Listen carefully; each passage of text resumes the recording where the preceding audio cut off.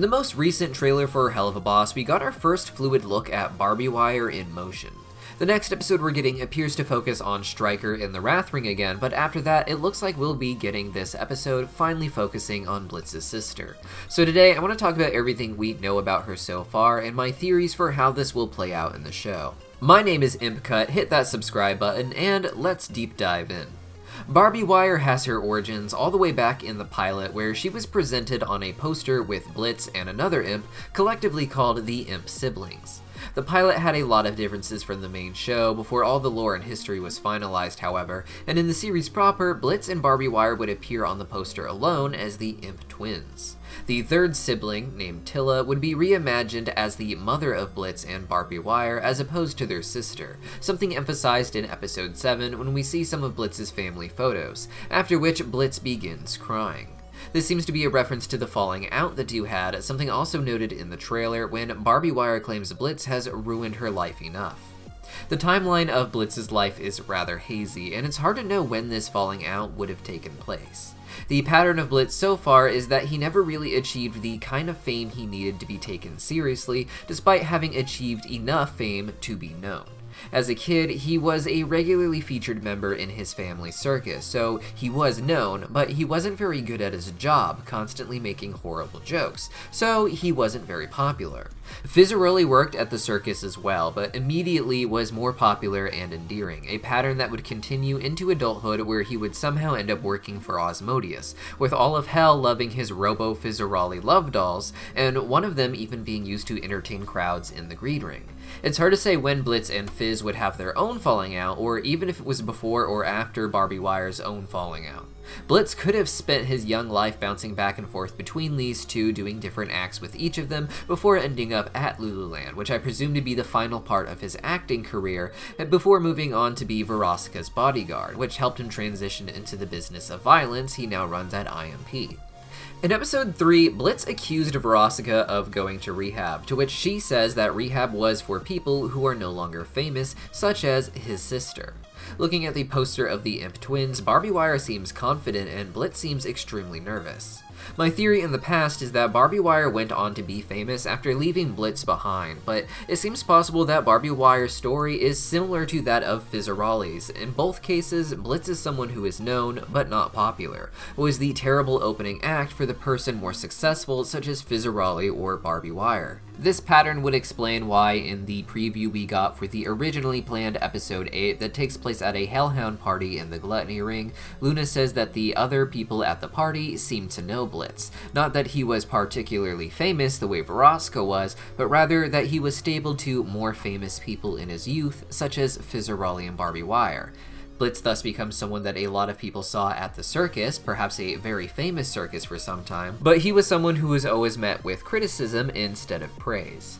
It's perhaps even possible that Blitz ruined his relationship with both Fizzaroli and Barbie Wire at the same time while working with them at his family circus. We know that Blitz has his scar at some point while working for Verosika, but not while performing with his sister as one of the amazing Imp Twins, and we never got to learn the fate of Blitz's father or their family circus. Perhaps Blitz did something so terrible that the entire circus burned down, perhaps being the accident that burned his face, giving him the white scar, and perhaps damaged Fizzaroli's limbs, leading to him getting his robotic enhancements and then moving on to work with Asmodeus. Episode 2 may have even foreshadowed this when Blitz attacked Robo-Fizz in the circus at Lululand, which ended with the circus in 10 and really the whole park burning down, and Robo-Fizzaroli's face burning with a pattern similar to the one that Blitz has over his eye.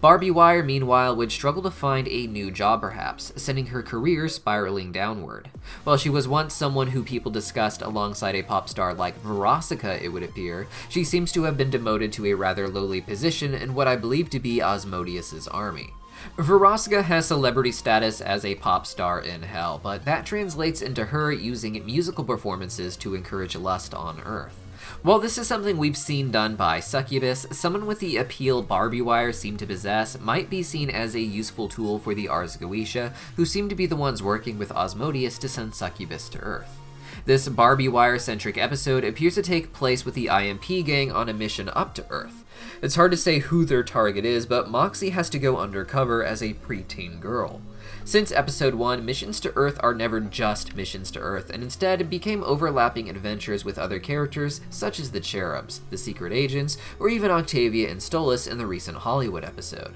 This episode seems to be repeating that pattern by having this middle school infiltration involve Barbie Wire, who we saw to be in a human disguise. IMP, of course, seems to be interfering with whatever Barbie Wire's mission is, and she ends up seeming to defend some guy who some fans believe to be Barbie Wire's boyfriend, but I'm not convinced. This guy has a whistle, so I imagine him to be some sort of gym teacher or something to that effect, and his expression is one of confusion at what is happening. If Barbie Wire had a similar appeal to Veroska, perhaps she is used to infiltrate girls' social groups and present herself as a popular but indecent girl, if you will, so that other girls try to copy her, which would be a funny twist after Moxie himself is trying to infiltrate a preteen girl clique and act like he's just extra mature. However, it's possible that Barbie Wire isn't here to promote lust herself in some way like Veroska and Succubus do, and has instead fallen so far from her fame that she is now doing bodyguard work the way Blitz had to.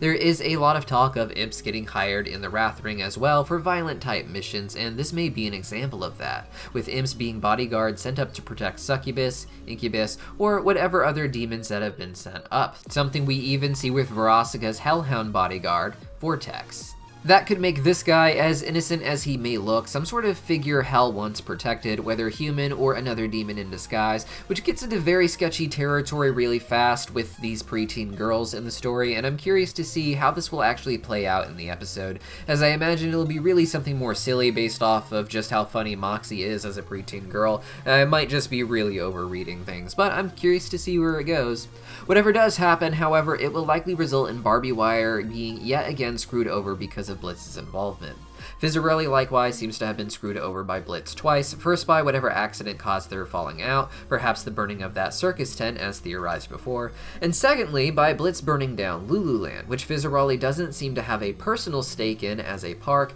but was making a lot of money off of apparently with the Robo-Fizz that he allowed to work there. While Robo-Fizzes are cheap enough that lower classes like imps can even afford one, it seems that Fizzarelli only sells them for personal use, and to have one perform the way Robo-Fizz did at Lululand would require an ongoing contract instead of just a one-time down payment for a Robo-Fizz. All in all, this also gives both Barbie Wire and Fizzarelli reasons to not just hate Blitz, but finally want to go out and get revenge, as even with Fizzarelli still being well off, Blitz is a never-ending trouble for him. This, of course, just adds to the growing list of people who want to assassinate people at IMP or related to them. A plot I expect to explode near the end of the series as all these different characters come together. But for a theory on that, you'll have to click that subscribe button because that will be coming out sometime in the next week or two, and I'll see you guys then.